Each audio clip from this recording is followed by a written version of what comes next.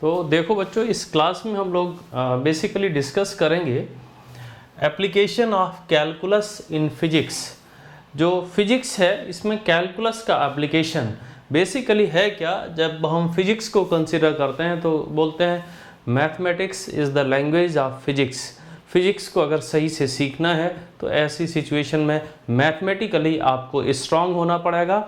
और mathematically strong होने के लिए इससे पहले के लेक्चर्स में आपको हमने वेक्टर के बारे में डिटेल डिस्क्रिप्शन दिया है, डिटेल में आपको पढ़ाया गया है वेक्टर के बारे में। अब आता है कैलकुलस। जो भी फिजिक्स है, फिजिक्स में कैलकुलस के बिना हम आगे नहीं बढ़ सकते। बहुत कुछ जो हम फिजिक्स स्टार्ट होने से पहले जैसे जैसे फिजिक्स के कॉन्सेप्ट बढ़ते चले गए तो एक ऐसी सिचुएशन आई जहाँ पे न्यूटन ने इस कैलकुलस की रिसर्च की कि कैसे कैलकुलस का यूज़ करते हुए हम फिजिक्स में और भी ज़्यादा एक्सप्लोर कर सकते हैं, और भी ज़्यादा क्वांटिटीज़ के बारे में जान सकते हैं, वेरिएशंस हम क्वांटिटीज़ के बारे में जान सकते हैं। जैसे ये देखा गया कि हर जगह पे वेरिएशन है। जैसे टेम्परेचर वेरी कर रहा है टाइम के साथ, सुबह होती है उस समय टेम्परेचर कम होता है और जैसे जैसे जैसे जैसे दिन आगे बढ़ता है टेम्परेचर इंक्रीज़ करता है और एक समय आता है इसके बाद फिर से टेम्परेचर डिक्रीज़ करता है। ऐसे बहुत सारे फिनोमेना है फिजिक्स में जिनको हम ठीक तरह से एक्सप्लेन तभी कर पाएंगे जब कैलकुलस के कॉन्सेप्ट क्लियर होंगे। तो हमारी कोशिश है इस लेक्चर में हम एक एक पार्ट, छोटा छोटा पार्ट कैलकुलस का फिजिक्स के साथ लिंक करते हुए चलेंगे, जिससे आप बहुत अच्छी तरह से इस कॉन्सेप्ट को, कैलकुलस के एप्लीकेशन को फिजिक्स में अच्छी तरह से कर। तो देखो बच्चों, कैलकुलस को डिस्कस करने के लिए सबसे पहले एक जो टर्म हम लोग यहाँ पे डिस्कस करते हैं, कांस्टेंट क्या होता है। हमने यहाँ पे क्वेश्चन मार्क लिखा है कि व्हाट इज़ कांस्टेंट। कांस्टेंट से क्या समझते हैं? क्या नेचर में ऐसा कुछ आपको दिखता है जो कांस्टेंट है? हाँ, जैसे इस पेन को अगर हम कंसीडर करते हैं, length of this pen is constant. और भी न्यूमेरिकल वैल्यूज़, जैसे एक 100 रुपीज़ का नोट है तो उसका वैल्यू जो है ना वो हम फिक्स कर सकते हैं, टाइम अगर चेंज नहीं करता है कि भाई ये 100 रुपीज़ का है। या इस पेन का हाइट हमने बोला, या इस पेन का हम मास भी कह सकते हैं कि इसका जो मास है वो फिक्स है। 10 ग्राम का ये पेन है तो वो 10 ग्राम ही होगा। समय भले ही बदले लेकिन इसका मास चेंज नहीं कर रहा होगा। तो कांस्टेंट क्या है? देखिए क्या है constant. A constant is a quantity whose numerical value remains fixed. एक कांस्टेंट का मतलब है ऐसा क्वांटिटी जिसका कि न्यूमेरिकल वैल्यू फिक्स रहता है। जैसे हम यहाँ पे एग्जांपल अगर कंसीडर करें तो एक एग्जांपल यहाँ पे अगर हम लिख दें कि कांस्टेंट का क्या एग्जांपल होगा, जैसे 5 है, 6 है, these are the constant. 5 constant है, ये समय के साथ बदलेगा नहीं, 6 समय के साथ बदलेगा नहीं, तो ये है कांस्टेंट। एक बार फिर से भी, a constant is a quantity whose numerical value remains fixed. इसके बाद आते हैं भी वेरिएबल्स क्या होते हैं।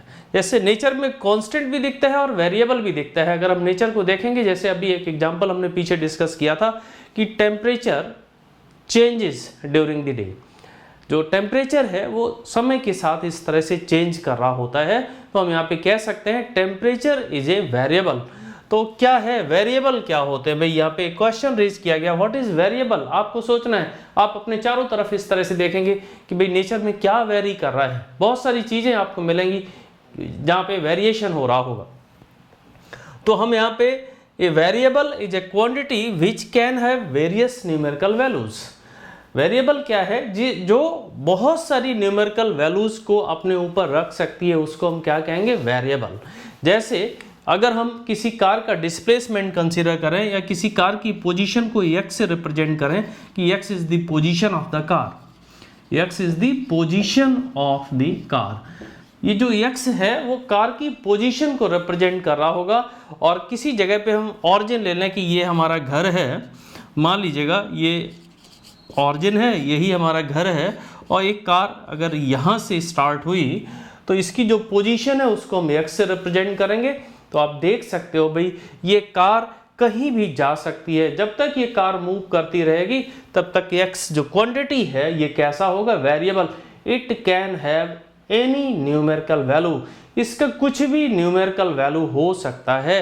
कार का जैसे जैसे मूवमेंट होगा x चेंज करेगा। तो what is x? x is a variable. तो ये क्लियर हुआ आपको भाई कांस्टेंट क्या है और वेरिएबल क्या है। तो देखो बच्चों, हम लोग वेरिएबल्स को डिस्कस किए, कांस्टेंट क्या है, वेरिएबल क्या है।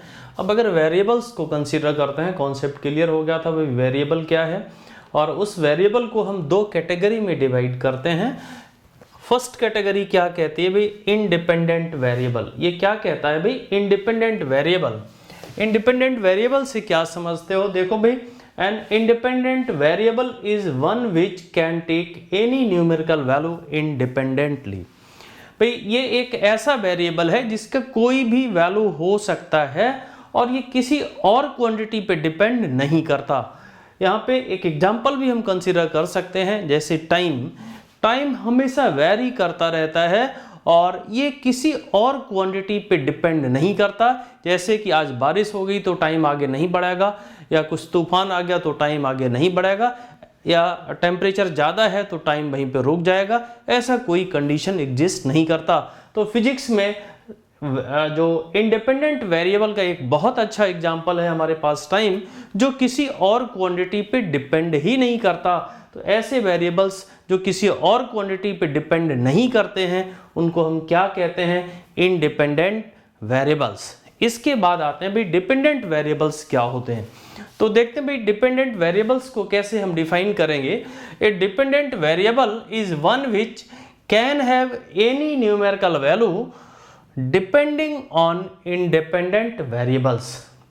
ये ऐसे वेरिएबल्स हैं जो दूसरे पे डिपेंड करते हैं। ऐसे वेरिएबल्स को हम डिपेंडेंट वेरिएबल्स कहते हैं। अब आता है कि भाई क्या चीज़, इसमें क्या एग्जांपल्स हो सकते हैं। जैसे टेम्परेचर है, वो टाइम पे डिपेंड करता है। डे का टेम्परेचर अगर हम देखें तो ये depend on the time. Time के अकॉर्डिंग ये अपनी वैल्यू को गेन कर रहा होता है। तो टाइम वहाँ पे कैसा इंडिपेंडेंट वेरिएबल है, जिस पे क्या डिपेंड करता है, टेम्परेचर। तो टेम्परेचर वहाँ पे डिपेंडेंट वेरिएबल है और टाइम वहाँ पे इंडिपेंडेंट वेरिएबल है। एक और एग्जांपल हम यहाँ पे कंसीडर कर लेते हैं। सपोज एग्जांपल में हम कंसीडर करते हैं पोजीशन ऑफ ए कार। अब समझिए भाई, कार की पोजीशन को अगर हम देखें, भाई कार की पोजीशन को हम x से रिप्रेजेंट करेंगे। अब कार एक जगह से स्टार्ट हुई और इस तरह से मूव करेगी तो टाइम एक वेरिएबल हो गया। यहाँ पे कैसा वेरिएबल हो गया, इंडिपेंडेंट। टाइम के अकॉर्डिंग इस कार की पोजीशन चेंज कर रही होगी। तो जो पोजीशन है वो कैसा वेरिएबल हुआ भाई, डिपेंडेंट वेरिएबल, और जो टाइम है वो कैसा वेरिएबल हुआ, इंडिपेंडेंट वेरिएबल। यहाँ से हम ये कह सकते हैं कि position depend on the time, position of the car depend on the time. Car की पोजीशन टाइम पे डिपेंड कर रही होगी, किस टाइम पे कार कहाँ होगी, किस टाइम पे कार किसी और लोकेशन पे होगी। इसी तरह से टाइम चेंज होते रहेंगे, पोजीशन चेंज होती रहेगी। तो position is independent, position is dependent variable and time is independent variable. मुझे लगता है ये कॉन्सेप्ट क्लियर हो गया होगा। तो देखो बच्चों, अब हम लोग और थोड़ा सा आगे बढ़ते हैं कैलकुलस में। तो यहाँ पे आते हैं फंक्शन। फंक्शन क्या है भाई, फंक्शन का डेफिनेशन क्या है, कैसे कंसीडर करते हैं भाई फंक्शन। कैलकुलस को समझने के लिए फंक्शन को समझना बहुत ही जरूरी होता है। देखो हाउ वी डिफाइन फंक्शन। देखिए, if each value of N independent variable x, if each value of an independent variable x, there exists a definite value of a dependent variable y, then y is said to be a function of x। और इसको कैसे represent किया जाता है, y is equal to f of x। तो एक बार फिर से देखते हैं यहाँ पे, for each value of an independent variable x, x की किसी भी वैल्यू के लिए अगर डिपेंडेंट वेरिएबल की कोई भी एक वैल्यू एग्जिस्ट करती है, डेफिनेट वैल्यू एग्जिस्ट करती है, तो हम यहाँ पे कह देंगे y x पे डिपेंड करता है, या y is a function of x। ये जो y equal to f x लिखा है यहाँ पे लिख देंगे y is a function of x। y x पे डिपेंड करता है, x की किसी भी वैल्यू के लिए आपको y की एक यूनिक वैल्यू मिलेगी। इसका मतलब है y x पे डिपेंड करता है, y is a function of x। तो ये तो मैथमेटिकल डेफिनेशन हुई। अब फिजिक्स के पॉइंट ऑफ व्यू से अगर हम कंसीडर करें तो यहाँ पे बहुत सारे इस तरह से वेरिएबल्स हैं जिनके लिए हम एक फंक्शन को डिसाइड कर सकते हैं। जैसे एक एग्जांपल यहाँ पे ले लेते हैं, एक स्टूडेंट है जो अपने घर से निकला। अब जैसे आप लोग जब घर से निकलते हैं तो घर में जो पेरेंट्स रहते हैं, मम्मी रहती हैं, परेशान रहती हैं, तो उन्होंने कहा कि अच्छा हमें ये लोकेट करना है कि किस समय तुम कहाँ रहते हो। तो एक मैथमेटिशियन के पास गए कि भाई इस तरह से हमें इस लड़के का टाइम के अकॉर्डिंग पोजीशन चाहिए। तो जो भी मैथमेटिशियन थे उन्होंने एक फंक्शन डिजाइन किया और बताया कि हम एक फंक्शन डिजाइन करते हैं x is equal to f of t, और x यहाँ पे क्या होगा, x is the position of the student, position of the student, और t यहाँ पे क्या है, इंडिपेंडेंट वेरिएबल है, t इज द टाइम। अब देखिए भाई, माँ ने बोला कि हमको एक ऐसा फंक्शन, मैथमेटिशियन के पास गई, एक ऐसा फंक्शन आप हमको डिजाइन करके दीजिए जिससे कि हम उसमें टाइम का वैल्यू फिट करेंगे, टाइम का वैल्यू इसमें डालेंगे और हमें अपने बच्चे की पोजीशन के बारे में पता चल जाए कि इस समय ये कोचिंग में पढ़ाई कर रहा होगा, इस समय ये स्कूल गया होगा, इस समय ये मार्केट में होगा, इस समय ये इस दुकान पे खड़ा होगा। तो अब देखिए इतना बड़ा फंक्शन कैसे जनरेट किया होगा, बहुत सारी वैल्यूज को वहाँ पे चेक किया गया होगा, कब कहाँ पे कैसे, जो पीछे जो भी घटनाएं हुई हैं उनको देखा गया होगा, तब जाके ये एक फंक्शन डिजाइन किया होगा उस मैथमेटिशियन ने। तो x is a function of time, x किस पे डिपेंड करेगा, टाइम पे डिपेंड करेगा। या एकदम सिंपल एग्जांपल अगर हम ले लें, x अगर किसी कार की, स्कूटर की पोजीशन को रिप्रेजेंट कर रहा है तो ये किस पे डिपेंड करेगा, टाइम पे, कि इस टाइम पे स्कूटर कितना चला होगा। टाइम जैसे जैसे बढ़ेगा x का पोजीशन उसी के अकॉर्डिंग चेंज होता रहेगा। हर एक टाइम की वैल्यू के लिए x की हमें एक डेफिनेट वैल्यू श्योर मिले। तो देखो इस कैलकुलस वाला जो सेक्शन है इसमें हम डिफरेंशिएशन को कंसिडर कर रहे हैं। डिफरेंशिएशन बेसिकली है क्या, इसको अलग से लिखा है डेरिवेटिव ऑफ ए फंक्शन, किसी फंक्शन का डेरिवेटिव। अब इसको थोड़ा सा हम फिजिक्स के पॉइंट ऑफ व्यू से भी आगे समझेंगे, अभी मैथमेटिकल पार्ट थोड़ा समझते हैं। The derivative of a function determines the rate of change of a dependent variable with respect to an independent variable. जैसे y is a function of x, y x का फंक्शन है, तो x को अगर हम चेंज करेंगे तो y की वैल्यू में चेंज आएगा। A small change in x will change the y, अगर x में स्मॉल चेंज हम क्रिएट करते हैं तो y में चेंज होगा, और उसको कैसे लिखेंगे, y plus delta y is equal to f of x plus delta x। यहाँ पे डेल्टा x क्या है, small change in x, delta x यहाँ पे क्या होगा, small change in x, and delta y is the small change in y। तो अब y plus delta y minus y अगर हम करते हैं तो डेल्टा y हमारे पास आ गया, and delta y is equal to f of x plus delta x minus f x.